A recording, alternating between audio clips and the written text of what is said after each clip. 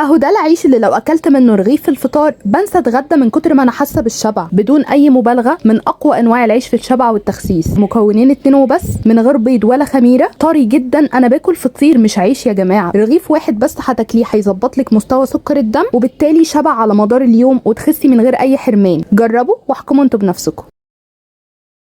الدقيق اللي انا هستخدمه في الوصفه هو دقيق الشعير، طبعا بتاع شركه سنبله الفرات، لا يقارن باي نوع شعير تاني. بصوا يا جماعه نعومه الدقيق، شايفين النعومه دي؟ انا عايزه الدقيق اللي انتوا هتستخدموه يبقى ناعم بالشكل ده. والله بتعرفي تجيبي الشعير وتطحنيه في البيت، تحوليه لحاجه ناعمه بالطريقه دي زي المصانع ما هي مطلعاه كده في الاكياس الجاهزه، اعملي كده. لكن بتطلعيه خشن ومهما نخلتيه هيبقى خشن، يبقى ما تعمليهوش في البيت. يعني من الاخر الوصفه نجاحها معتمد على نوعيه الدقيق اللي انت بتستخدميه، ده اهم عامل اصلا في الوصفه. تاني حاجه بقى طريقه التحضير، العجينه قوامها والسمك بتاع العيش الفرد بتاعه والتسويه. يعني مهم قوي تكملوا معايا خطوات تحضير الوصفه علشان تنجح معاكم زي ما هي بتنجح معايا. طبعا انا لسه عاملاها معاكم نفس الوصفه دي، عيش التورتيلا اللي هو بتاع عيش الريف، استخدمت فيه دقيق قمح كامل. هسيب لكم لينك الوصفه تحت في صندوق الوصف، سهله جدا بجد.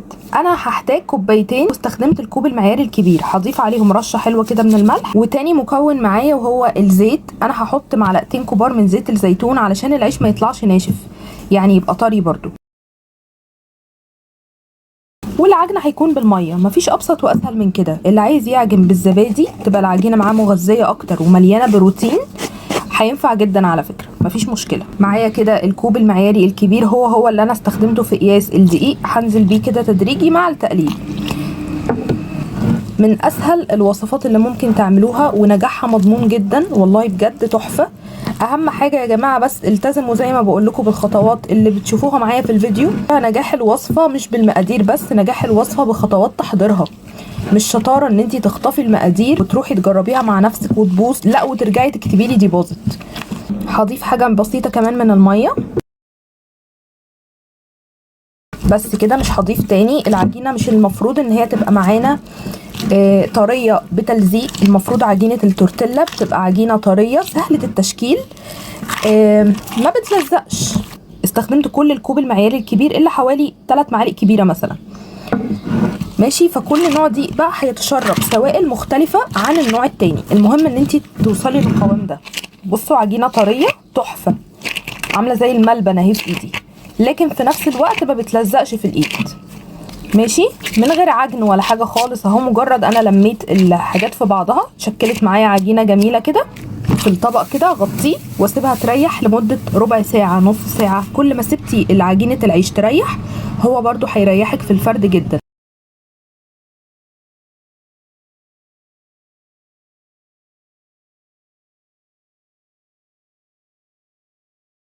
تعالوا بقى كده نرجع للعجينه بعد ما ريحت. بصوا يا جماعه كل ما سبتيها تريح بتبقى احلى واحلى بجد. في المكان اللي هشتغل فيه نرش رشه رده اللي هي نخاله القمح، او رشه من دقيق الشعير اللي انتوا عايزينه. تمام، ادي رشه كده من الدقيق، وهاخد قطعه من العجينه الجميله بتاعتي ابدا ان انا افردها. العيش ده نوعيه العيش ده كل ما فردتيها رفيع بيطلع معاكي احلى، فانا هحاول اوسع كده في الفرد على قد ما اقدر. تمام كده انا وسعت الرغيف ده على قد ما اقدر، حلو قوي كده كفايه. وهبدا ان انا اقصه بشكل مربع، اي حاجه عندك مربعه هنستخدمها في القص علشان يدينا نفس شكل عيش الريف الجاهز. في حاجه كمان بتبقى موجوده في عيش الريف الجاهز بتبقى يعني باينه قوي الخروم اللي فيه، فانا هديها كده تخريمات اهو. دي يا جماعه بتشتريها من عند اي حد بتاع مستلزمات حلويات، انا جبتها وما كانش ليها اي استخدامات بالنسبه لي بصراحه، لكن بقيت بعمل بيها عيش الريف اهو. شايفين شكل الرغيف؟ عايزه اوريكم السمك اللي انا فردت بيه رفيع قد ايه. بصوا كل ما كان رفيع بيطلع معاكي احلى. العيش ده كده الرغيف العيش ده تسيبيه على جنب ونكمل فرد باقي العجينه. كده انا حطيت الطاسه بتاعتي التيفال على النار، وانا بحب جدا في عيش الريف بالذات استخدم الطاسه اللي هي اللي فيها خطوط دي بتساعدني برضو في النهايه ان الشكل يدي جدا على عيش الريف. تمام. لازم تكون الطاسه سخنه قبل ما تنزلي فيها بالعيش، فكده هي خلاص فعلا ابتدت تسخن. درجه الحراره في العيش ده بتكون متوسطه، مش هاديه ولا عاليه. بسم الله، احط الرغيف كده. طبعا الطاسه بتبقى سخنه فهو بيدخل في التسويه بسرعه بجد جدا، لونه بيتحول كله بني كده في لحظات. لما ياخد كله لون بني كده اقلبيه على الوش التاني، دقيقه ونص بالكتير على النار، على كل وش شويه كده بتفضلي تقلبي فيه وبيبقى استوى، ما بياخدش وقت خالص. احنا عاملين كمان سمك الرغيف نفسه رفيع قوي فبيشم النار بيستوي. لو طولتي عليه بقى في التسويه ممكن ينشف معاكي، لان هو مش محتاج اصلا تطولي عليه في النار. شايفين في النهايه بيديكي ازاي شكل عيش الريف بجد؟ هي دي طريقه التسويه، بتقلبيه على كل وش شويه كده مع ضغطات خفيفه جدا. وخلاص كده يا جماعه الرغيف ده استوى، ما بنطولش عليه علشان ما ينشفش زي ما قلت لكم.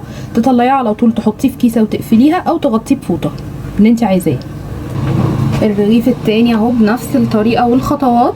اول ما ياخد معاكي لون بني تقلبيه على طول على الوش التاني. درجه الحراره زي ما هي متوسطه، لا هاديه ولا عاليه. بصوا يا جماعه طراوه العيش وجماله، بسم الله ما شاء الله، خطير. شايفين جمال العيش؟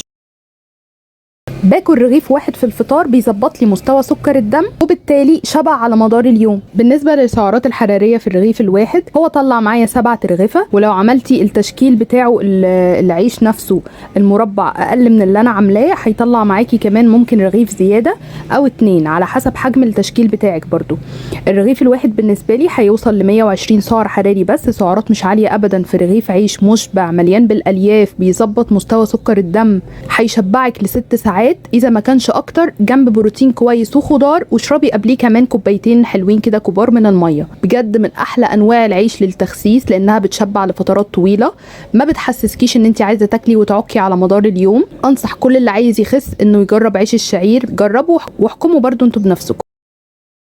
وخليني كده في نهاية الفيديو افكركم بكام وصفة من وصفات اللي عملتها معاكم في القناة باستخدام دقيق الشعير. اول وصفة وهو كيكة الاحلام اللي من غير سكر، من غير دهون، وطبعا من غير ولا فتفوتة حتى دقيق ابيض، كلها بدقيق الشعير وبس، وطالعة هشة واسفنجية خطيرة. كمان وصفة بقسماط الشعير اللي من غير خميرة ب3 مكونات وبس. وصفة سهلة واقتصادية جدا، وبيطلع البقسماط هش ومقرمش وبيشبع قوي قوي. اهم حاجة في وصفاتي بركز عليها دايما هي الوصفات اللي فيها احساس بشبع لفترات طويله، عشان هو ده اللي احنا محتاجينه فعلا. الوصفتين هسيب لكم اللينك بتاعهم تحت في صندوق الوصف. لو مش بتعرفي توصلي له قولي لي عايزه انهي وصفه بالظبط فيهم، هبعتها لك لغايه عندك في اللينك، تدخلي وتتفرجي على الوصفه على طول. واشوفكم مع فيديو جديد يا احلى متابعين في الدنيا. مع الف سلامه.